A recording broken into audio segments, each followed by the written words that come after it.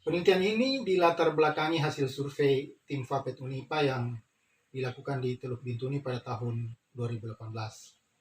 Dalam survei di Tembuni itu telah berhasil dikonfirmasi keberadaan 3 individu spesies Zaglossus. Dan catatan ini kemudian didokumentasikan dan dipublikasikan dalam jurnal Oryx. Nah, hal ini menjadi catatan tersendiri bagi peneliti di Fakultas Peternakan Universitas Papua untuk menindaklanjuti dan mengetahui respon masyarakat terhadap keberadaan spesies ini di Bintuni.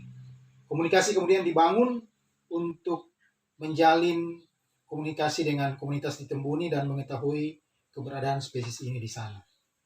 Upaya dilakukan oleh tim peneliti dengan mengirim proposal penelitian untuk mendapatkan bantuan dana penelitian dari alumni Grand Scheme AGS Australia Awards Indonesia.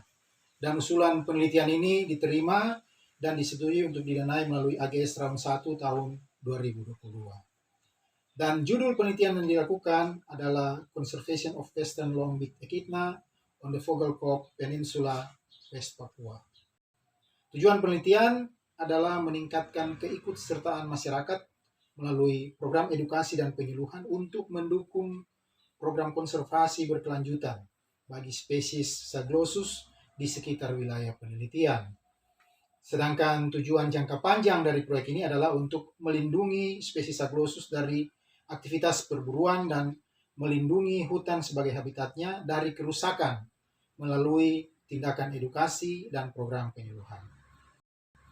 Nah, dalam menunjang kegiatan tersebut, penelitian telah dilakukan melalui beberapa tahapan, yaitu pengurusan izin, kemudian dilakukan komunikasi dengan masyarakat setempat.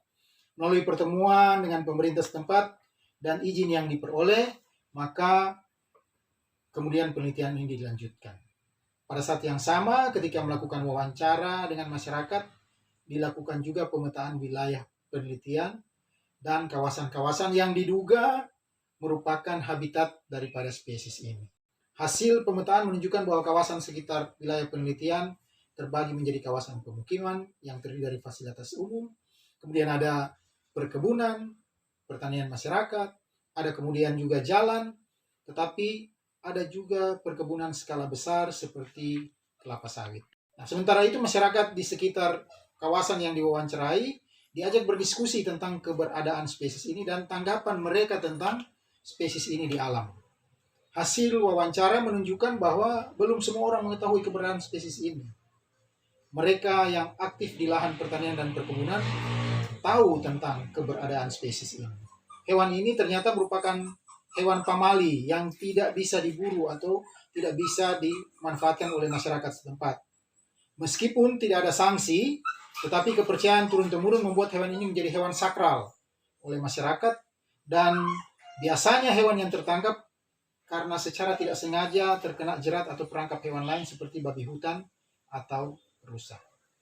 Pertemuan dengan hewan ini sangat jarang karena selain dia menghindar dari wilayah yang sudah ramai, tetapi konversi sejumlah kawasan hutan untuk kepentingan lain juga ikut mempengaruhi keberadaan hewan ini di alam. Dalam pengamatan ada hewan yang tertangkap jerat di sekitar wilayah perkebunan kelapa sawit dan diduga karena dia mencari jenis-jenis serangga yang banyak ditemukan di sekitar perkebunan sawit. Hewan ini juga memang tertangkap dengan tidak sengaja. Kiranya apa yang kita lakukan untuk pemetaan wilayah ini bisa mendapatkan informasi yang berguna untuk penyebaran hewan ini di alam.